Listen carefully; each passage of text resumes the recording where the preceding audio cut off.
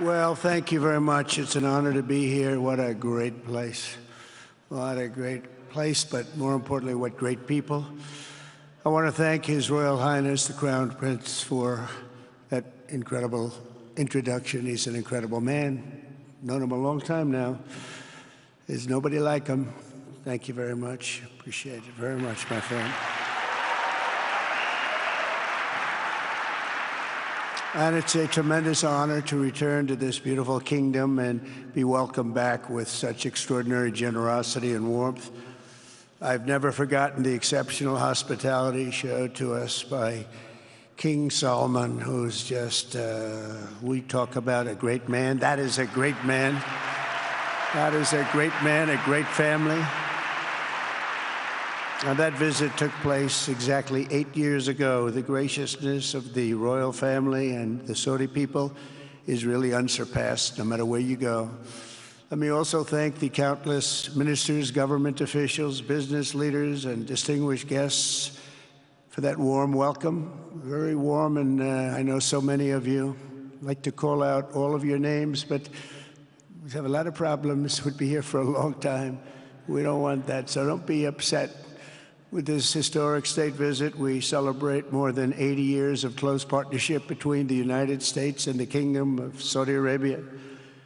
Ever since President Franklin Roosevelt met with King Solomon's father, King Abdul Aziz, aboard the USS Quincy in 1945, the U.S.-Saudi relationship has been a bedrock of security and prosperity.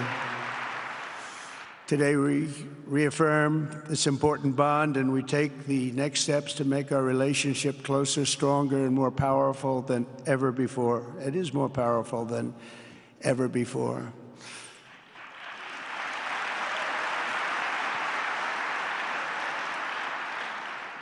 And by the way, it will remain that way. We don't go in and out like other people. It will remain that way.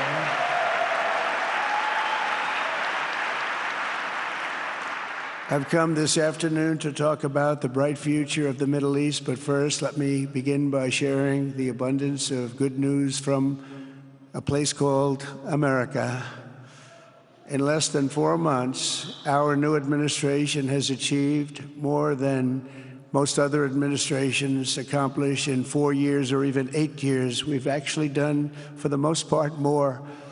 The day I took office, we inherited, thank you. Thank you. The day I took office, we inherited a colossal invasion on our southern border, an invasion like you'd never want to see here. Nobody should ever want to see it.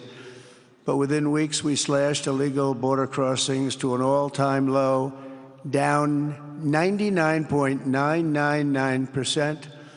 That's good, even for this great gentleman standing right in front of me. That's a good number. We had hundreds of thousands of people. They came in at the same time last year, and last month we had, in this massive border, 3 people that got in. That's quite a difference, and we have no choice but to get a lot of the people that came in because they were not the best people. They were, in many cases, very bad people. We're getting them out. We're getting them out very fast. We're bringing them back to where they came from. We have no choice. After years of military recruiting shortfalls, enlistments in the U.S. Armed Forces are now the highest in 30 years because there is such an incredible spirit in the United States of America. We have tremendous spirit again. Just about a year ago, it was a big story, front page on every paper all over the world, that nobody wanted to enlist in our military, meaning we were way under enlisted. And just last week it came out that we had the strongest enlistment. They say 30 years, but probably it's maybe ever. They don't go back that far. It's the best, and that includes police officers, firemen, everything else. Is a great spirit in the United States right now. A brand new poll from Rasmussen just showed that the number of Americans who believe the nation is on the right track, they have a right track, wrong track, is now the highest in over 20 years. And it hasn't been anything like this because for many years it was the wrong track. And I can tell you for the last 4 years it was definitely the wrong track, but it's the highest it's been in many, many years. We renamed the Gulf of Mexico into the Gulf of America. That was very popular, other than perhaps with Mexico. And most importantly, for the people in this room, the days of economic misery under the last administration are rapidly giving way to the greatest economy in the history of the world. We are rocking. The United States is the hottest country, with the exception of your country, I have to say, right? I'm not going to take that on. No, Mohammed, I'm not going to take that on. Wouldn't that be a terrible thing if I made that full statement? But I will not do it. You're hotter. At least as long as I'm up here, you're hotter. But groceries, gasoline, energy, and all other prices are down with no inflation. We have no inflation, and in a few short weeks, we've created 464,000 brand new jobs. Think of that. It's almost 500,000 jobs created just in a matter of weeks. We just reached a historic trade agreement with the United Kingdom, and over the weekend we reached a breakthrough agreement with China. Both outstanding deals. China's agreed. We have to get it down. We have to get the little details down. And Scott, you're going to work on that very hard, but China's agreed to open up to the United States for trade and everything else. But they have to do it, so we'll see what happens. But we had a very, very good meeting with both of those countries. We are cutting 10 old regulations for every new regulation. We're getting rid of all of the red tape that is so many, frankly, countries, as they get older, they develop a lot of red tape, and we're getting rid of it. We're getting rid of it at record levels. And I'm pleased to report that the United States Congress is on the verge of passing the largest tax cut and regulation cut in American history. We think we're in good shape to get that. And if we get that, that will be like a rocket ship for our country. In the first quarter of the year, the investment in America was up an astounding 22%. More than $10 trillion of new investments have been announced or are coming just since the election on November 5th. So think of that. In a very short period of time, we have over $10 trillion, and it could be much higher than that. Not everybody comes to the White House to have a news conference that they're going to be opening up in America, but they're all coming in at numbers that we've never seen before. If you take a look at other presidencies, they wouldn't do $1 trillion sometime in years. We did this in essentially 2 months because you have to say we got into office and they gave me about a month to clean up and fix up the Oval Office, and after that we started working. And the money is pouring in, the jobs are pouring in, the companies are pouring into our country like we've never seen before. There's never been anything like it. And we let other people tariff us into losing a lot of money and a lot of jobs, and now we're tariffing them. And it's at a level that nobody's seen. It's a level that is making us a very much different country and a very different Republican Party. We won a tremendous victory in November. We won all 7 swing states, the popular vote by millions and millions of votes. The Electoral College, we won by 312 to 226. Remember, they said, well, we could get to 270. No, we got to 312. That's a big difference. And very importantly, we won counties throughout the United States, 2,660 to 451. That's why when you look at a map, they're all red. The whole country is red. Red stands for Republican. From the moment on and from the moment we started, we've seen wealth that just poured and is pouring back into America. Apple is investing $500 billion. NVIDIA is investing, and I see my friend is here, Jensen. That's very good, wherever you may be. I thank you very much, because he's putting in $500 billion. TSMC is investing. Where is Jensen, by the way? Where is he? He's standing here. Where is he? I just saw. Thank you very much, Jensen. I mean, Tim Cook isn't here, but you are. What a job you've done. He said he's got 99% of the chip market. I don't know. That's a big. That's not easy to beat. But what a job you've done. Thank you. We are proud to have you in our country. You know that. Thank you for the investment. TSMC is investing $200 billion, and with this trip, we're adding over $1 trillion more in terms of investment into our country and buying our products. And, you know, nobody makes military equipment like us. We have the best military equipment, the best missiles, the best rockets, the best everything. Best submarines, by the way. Most lethal weapon in the world. In addition to purchases of $142 billion of American-made military equipment by our great Saudi partners, the largest ever. This week, there are multi-billion-dollar commercial deals with Amazon, Oracle, AMD. They're all here. Uber, Qualcomm, Johnson & Johnson, and many, many more.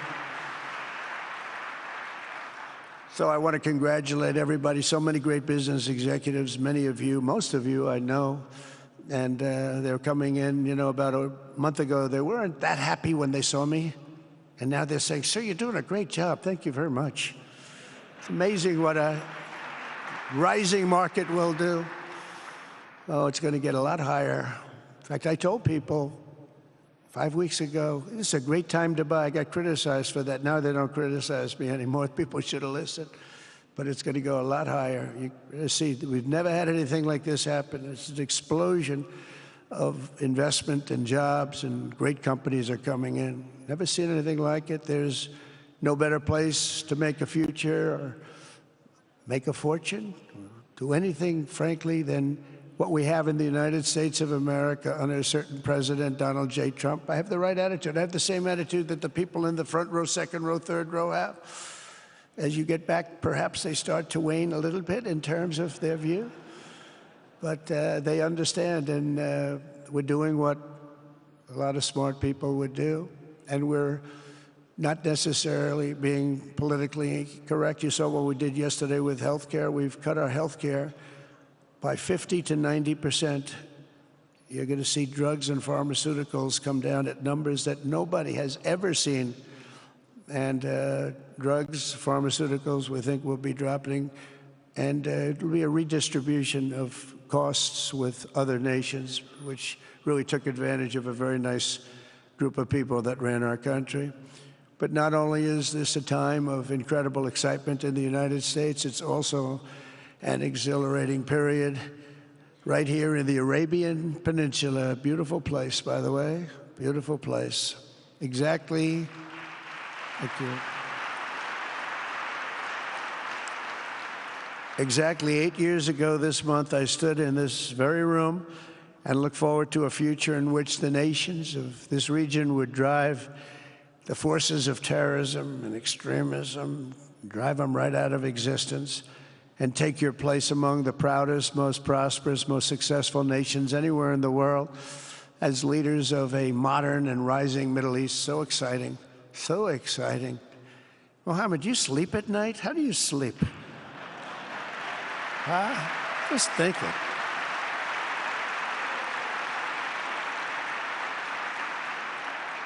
What a job. He tosses and turns like some of us. Tosses and turns all night. How do I make it even better all night? It's the ones that don't toss and turn. They're the ones that will never take you to the promised land, won't they? But you have done some job. True. But critics doubted that it was possible what you've done. But over the past 8 years, Saudi Arabia has proved the critics totally wrong. The transformation that has occurred even by these incredible business leaders. I mean, you had the biggest leaders in business anywhere in the world standing right before us. But the transformation that has occurred under the leadership of King Salman and Crown Prince Mohammed has been truly extraordinary. Such a thing has, I don't think, ever happened before. I've never seen anything at that scale happen before. And I guess, you know, maybe you could say the United States is doing pretty well too, but I don't think too many people have seen that happen before. Majestic skyscrapers, the towers that I see, the difference between now and 8 years ago. And 8 years ago was very impressive, but the towers that I see rising, some of the exhibits that I was shown by Mohammed, what I've seen there is just an amazing, it's an amazing process, amazing genius of so many people, architecture, but I have a feeling I know where many of those ideas came from. Happens to be sitting right in this room right before me, but the towers and all of the different, I've seen a lot of different towers. I didn't think there's any version of a tower that I haven't seen in one form or another. I just passed 4 exhibits. I have never seen anything like any of them. So it's going to be very exciting. And they sit among the ancient wonders of a growing and exciting city. It's really amazing. Riyadh is becoming not just a seat of government, but a major business, cultural, and high-tech capital of the entire world. The World Cup is here. Johnny, just stand up, Johnny. Johnny, thank you, Johnny.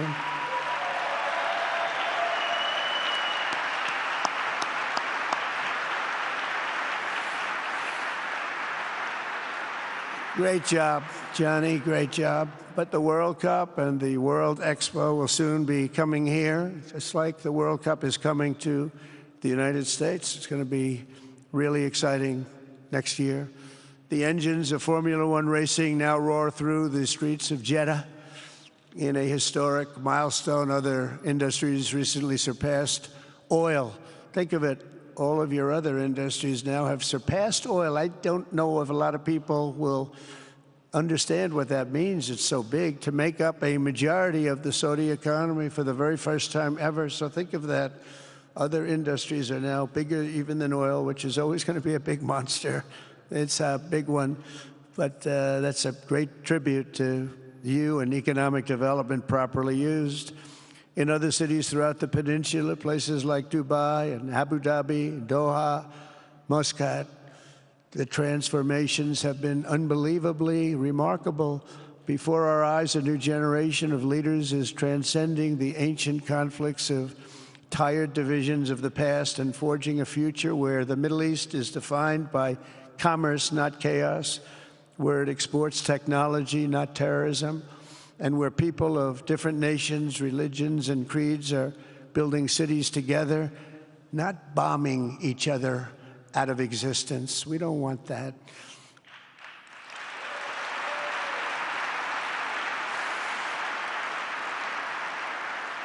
And it's crucial for the wider world to note this great transformation has not come from Western interventionists or flying people in beautiful planes giving you lectures on how to live and how to govern your own affairs. No, the gleaming marvels of Riyadh and Abu Dhabi were not created by the so-called nation builders, neocons, or liberal nonprofits like those who spent trillions and trillions of dollars failing to develop Kabul, Baghdad, so many other cities. Instead, the birth of a modern Middle East has been brought by the people of the region themselves, the people that are right here, the people that have lived here all their lives, developing your own sovereign countries, pursuing your own unique visions and charting your own destinies in your own way. It's really incredible what you've done. In the end, the so-called nation builders wrecked far more nations than they built, and the interventionists were intervening in complex societies that they did not even understand themselves. They told you how to do it, but they had no idea how to do it themselves. Peace, prosperity, and progress ultimately came not from a radical rejection of your heritage, but rather from embracing your national traditions and embracing that same heritage that you love so dearly.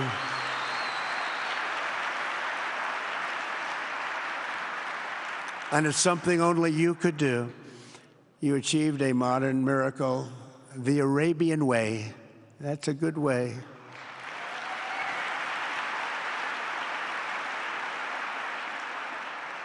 Today, the Gulf nations have shown this entire region a path towards safe and orderly societies with improving quality of life, flourishing economic growth, expanding personal freedoms, and increasing responsibilities on the world stage.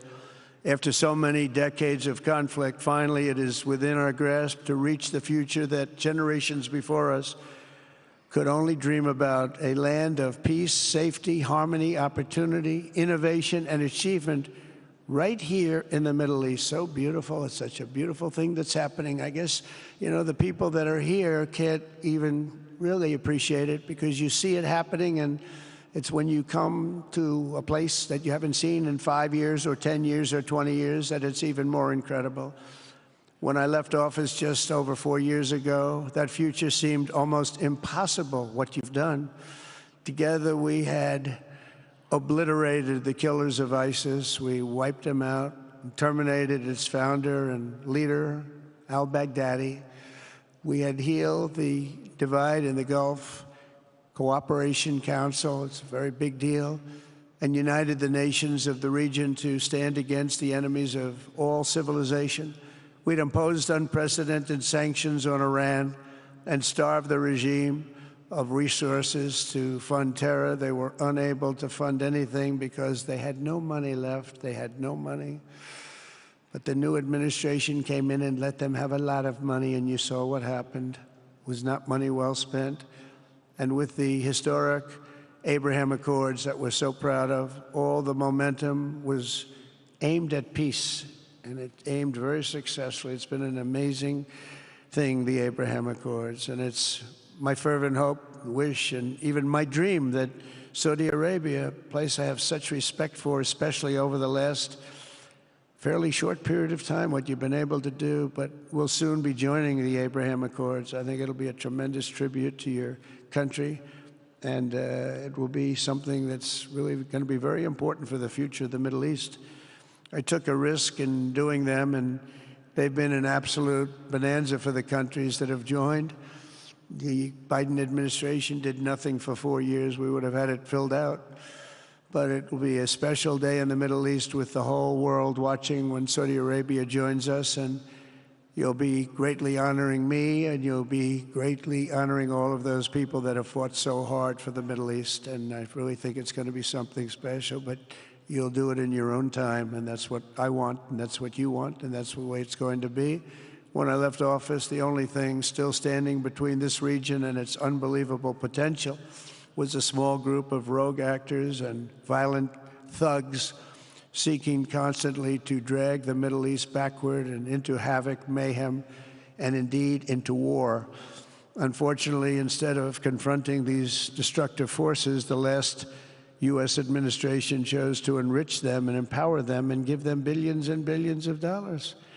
The Biden administration, the worst administration in the history of our country, by the way, spurned our most trusted and longstanding Gulf partners, and I can say partners worldwide, one of our great, great partners, no matter who we look to, and we have great partners in the world, but we have none stronger and nobody like the gentleman that's right before me. He's your greatest representative, greatest representative.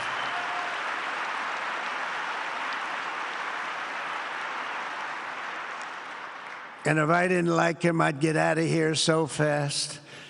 You know that, don't you? He knows me well. I do. I like him a lot. I like him too much. That's why we give so much, you know? Too much. I like you too much. Great guy. They lifted sanctions on Iran in exchange for getting nothing, and sent the regime tens of billions of dollars to fund terror and death all over the world. And they laughed at him. They laughed at our leader. And they're still laughing at our leader. They thought him a fool. And they made nothing but trouble ever since, including the funding of October 7th, one of the worst days ever in the history of the Middle East. Horrible day. Biden removed the Houthis from the list of foreign terrorist organizations, even while missiles and drones were being launched right here at your beautiful city of Riyadh, and launched at ships if they happened to be sailing in the wrong location. The Biden administration's extreme weakness and gross incompetence derailed progress toward peace, destabilized the region, and put at risk everything we had worked so hard to build together. And when you think of the great achievements that you've made, to do it in light of a pretty hostile administration, an administration that was not a believer, it makes your achievements even greater. Makes them even greater, you know that. But in a few short months since taking office, we have achieved the swift return of American strength at home and abroad, now working with the vast majority of people in this region who seek stability and calm. Our task is to unify against the few agents of chaos and terror that are left and that are holding hostage the dreams of millions and millions of great people. The biggest and most destructive of these forces is the regime in Iran, which has caused unthinkable suffering in Syria, Lebanon, Gaza, Iraq, Yemen, and beyond.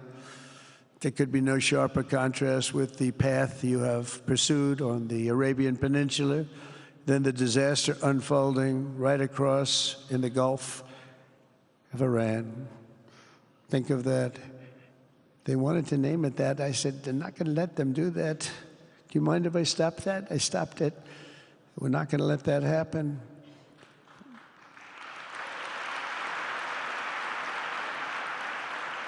While you have been constructing the world's tallest skyscrapers in Jeddah and Dubai, Tehran's 1979 landmarks are collapsing into rubble and dust. They had it going for a little while under a much different system, but those buildings are largely falling apart, falling down, while you're building some of the world's biggest and most incredible infrastructure projects. Buildings, all sorts of things you're building that nobody's ever even seen before. Iran's decades of neglect and mismanagement have left the country plagued by rolling blackouts lasting for hours a day. All the time you hear about it. While your skill has turned dry deserts into fertile farmland, Iran's leaders have managed to turn green farmland into dry deserts as their corrupt water mafia, it's called it the water mafia, causes droughts and empty riverbeds. They get rich, but they don't let the people have any of it. And then, of course, there's the key difference at the root of it all. While the Arab states have focused on becoming pillars of regional stability and world commerce, Iran's leaders have focused on stealing their people's wealth to fund terror and bloodshed abroad. Most tragic of all, they have dragged down an entire region with them. Countless lives were lost in the Iranian effort to maintain a crumbling regime in Syria. Look at what happened with Syria. In Lebanon, their Hezbollah proxies have pillaged the hopes of a nation whose capital, Beirut, was once called the Paris of the Middle East. Can you imagine? All of this misery and so much more was entirely avoidable, absolutely avoidable. And Mohammed knew that. He knew that. Smart people knew that. If only the Iranian regime had focused on building their nation up instead of tearing the region down. Yet I'm here today not merely to condemn the past chaos of Iran's leaders, but to offer them a new path and a much better path toward a far better and more hopeful future. As I've shown repeatedly, I am willing to end past conflicts and forge new partnerships for a better and more stable world, even if our differences may be very profound, which obviously they are in the case of Iran. I have never believed in having permanent enemies. I am different than a lot of people think. I don't like permanent enemies, but sometimes you need enemies to do the job, and you have to do it right. Enemies get you motivated. In fact, some of the closest friends of the United States of America are nations we fought wars against in generations past, and now they're our friends and our allies. I want to make a deal with Iran. If I can make a deal with Iran, I'll be very happy if we're going to make your region and the world a safer place. But if Iran's leadership rejects this olive branch and continues to attack their neighbors, then we will have no choice but to inflict massive, maximum pressure drive Iranian oil exports to zero like I did before. If you know that, they were a virtually bankrupt country because of what I did. They had no money for terror. They had no money for Hamas or Hezbollah, and take all action required to stop the regime from ever having a nuclear weapon. Iran will never have a nuclear weapon.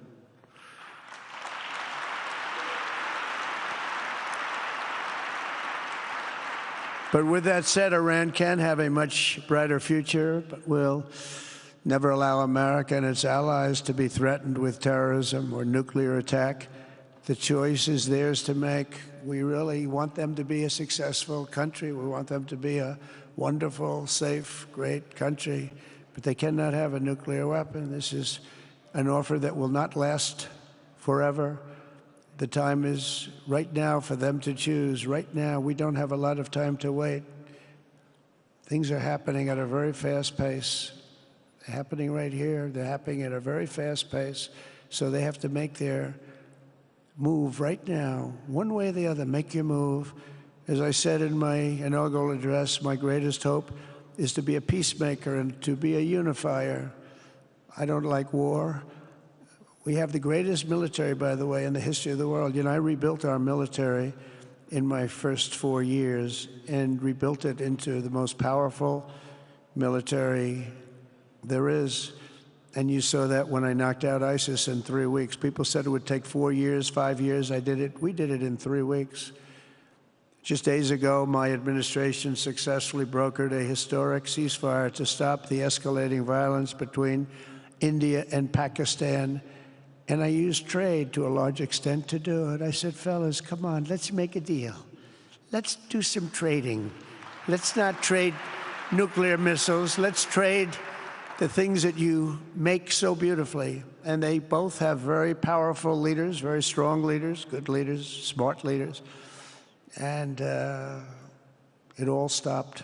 Hopefully it'll remain that way, but it all stopped. I was very proud of Marco Rubio and all of the people that worked so hard. Marco, stand up. What a great job you did on that. Thank you, J.D. Vance, Marco. The whole group worked with you, but it was a great job. And I think they're actually getting along. Maybe we can even get them together a little bit, Marco, where they go out and have a nice dinner together. Wouldn't that be nice? But we've come a long way, and it's could be, you know, millions of people could have died from that conflict that started off small and was getting bigger and bigger and bigger by the day. I've also been working relentlessly to end the terrible bloodshed between Russia and Ukraine, and very importantly, talks are being held in Turkey later this week, probably on Thursday, and they could produce some pretty good results. Our people are going to be going there. Marco's going to be going there. Others are going to be going, and we'll see if we can get it done. 5,000 people, young people for the most part, soldiers from Ukraine, soldiers from Russia. They're not from here and they're not from the United States, but they're souls. They're souls. I think usually, mostly, they're young, beautiful souls that left their parents waving goodbye, left their brothers and sisters. Goodbye, I'll see you soon. And they got blown to pieces. 5,000 on average a week are dying, and people are dying elsewhere in the region, but tremendous numbers like we haven't seen since World War II are dying, and I want to stop it. I want to stop it. It's a horrible war. Would have never happened if I were president. That's a war that would have never happened. October 7th would have never happened if I were president, because Iran had no money to pay Hamas or anybody else. They had no money. They were not looking to take care of them. They had to take care of themselves. They had no money. We stopped their oil effectively with the embargoes and sanctions. But let me take this opportunity to thank the Kingdom of Saudi Arabia for the constructive role that you've played in facilitating the Ukraine talks. And it really is, you've been amazing. You've made everything available to us. Thank you very much. Thank you. And if we get that settled, we'll pay a special tribute to what you've done. You really did lay a great groundwork. Thank you very much. Appreciate it. The West should not be dragging itself backward into another endless war in Europe, yet another endless war. We should stop the killing and work together to address the biggest long-term threats as one unbeatable team. Think of us as an unbeatable team. I mean, when you look at what you've done here, that's much more difficult than stopping stupidity. Think of it. It's stupidity. What you've done is much more difficult, and you did it better than anybody else has ever done it. As President of the United States, my preference will always be for peace and partnership whenever those outcomes can be achieved. Always. It's always going to be that way. Only a fool would think otherwise.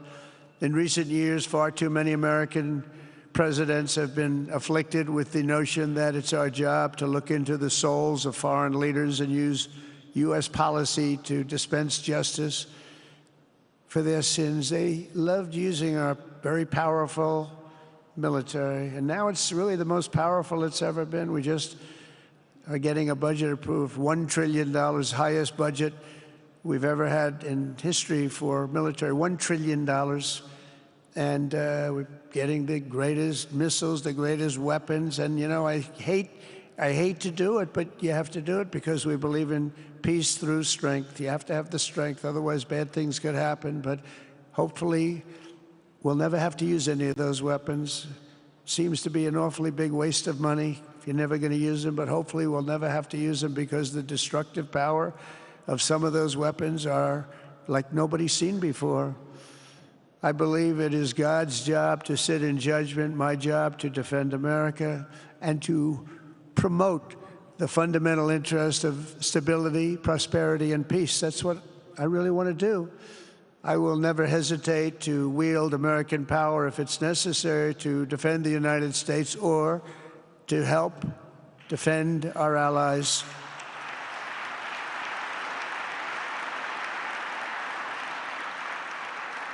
And there will be no mercy for any foe who tries to do us or them harm. We will have no mercy. They understand that. That's why I've been pretty lucky. A lot of people think, you know, he's looking to fight. He's looking to fight, and things get settled. It's an amazing thing when they really think you mean it.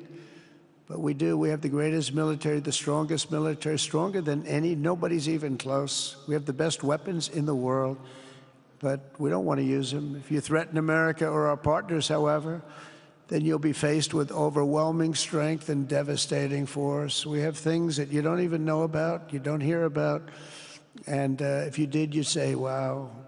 In recent weeks, following repeated attacks on American ships and freedom of navigation in the Red Sea, the United States military launched more than 1,100 strikes on the Houthis in Yemen. As a result, the Houthis agreed to stop. They said, we don't want this anymore. It's the first time you've heard that from them, too. They're tough. They're fighters. But just days ago, we were asked to cease targeting commercial. They were not going to be targeting commercial ships in any way, shape, or form, or anything American. And they were very happy that we stopped. But we had 52 days of thunder and lightning like they've never seen before. This was a swift, ferocious, decisive, and extremely successful use of military force. Not that we wanted to do it, but they were shooting down ships. They were shooting at you. They were shooting at Saudi Arabia. We don't want them shooting at Saudi Arabia if that's okay. So we hit them hard. We got what we came for, and then we got out.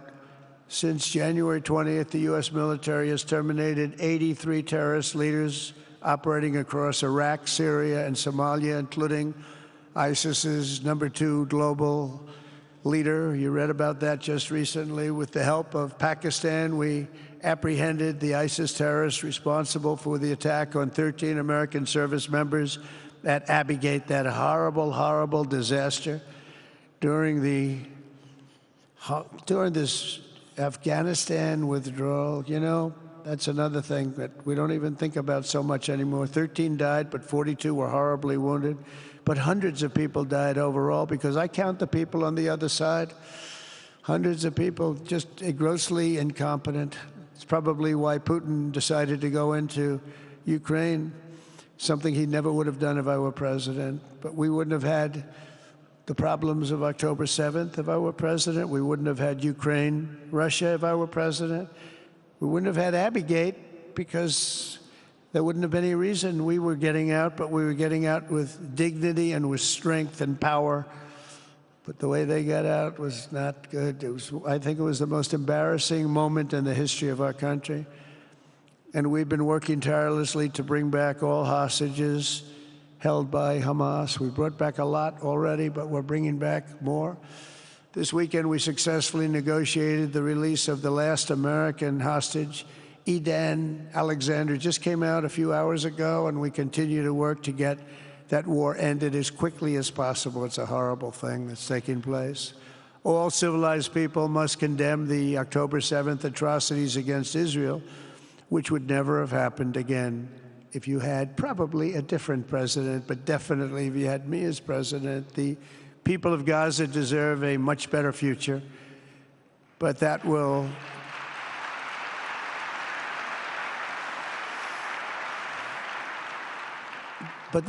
or can not occur as long as their leaders choose to kidnap, torture, and target innocent men, women, and children for political ends. The way those people are treated in Gaza, there's not a place in the world where people are treated so badly. It's horrible. After years of suffering, two of the nations most ravaged by terror are finally beginning to end their long nightmares under the new generation of leaders.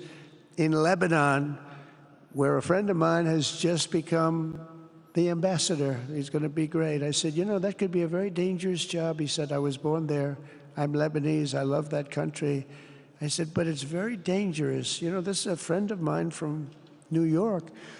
I said, but it's very dangerous. Are you sure you want to do it? I never thought of him as being a warrior, but he is a warrior. He loves his country. He said, if I'm injured or die, I'm dying for a country that I love. He grew up there. It's horrible what's happened in Lebanon, but you have a great ambassador, I can tell you that. In Lebanon, which has been endlessly victimized by Hezbollah and their sponsor, Iran, a new president and prime minister have brought the first real chance in decades for a more productive partnership with the United States, and we're going to work with their new ambassador and everybody else, Marco, and we're going to see if we can really help them out and let them get over that very high grid that they're going to have to get over. My administration stands ready to help Lebanon create a future of economic development and peace with its neighbors. They have tremendous people in Lebanon, doctors, lawyers, great professional people. I hear it so many times. Likewise, in Syria, which has seen so much misery and death, there is a new government that will hopefully succeed in stabilizing the country and keeping peace. That's what we want to see in Syria. They've had their share of travesty, war, killing, many years. That's why my administration has already taken the first steps toward restoring normal relations between the United States and Syria for the first time in more than a decade. And I'm very pleased to announce that Secretary Marco Rubio will be meeting with the new Syrian foreign minister in Turkey later this week. And very importantly, after discussing the situation in Syria with the Crown Prince, your Crown Prince,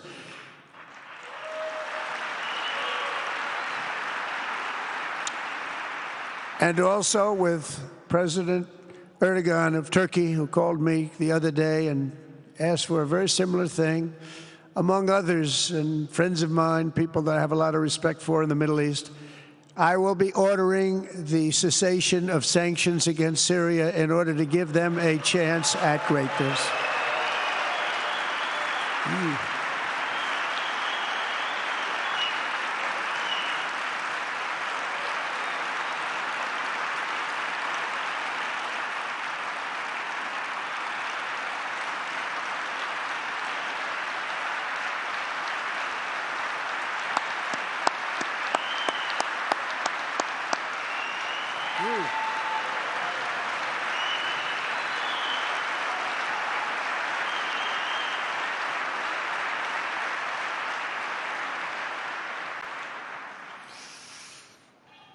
Oh, what I do for the Crown Prince.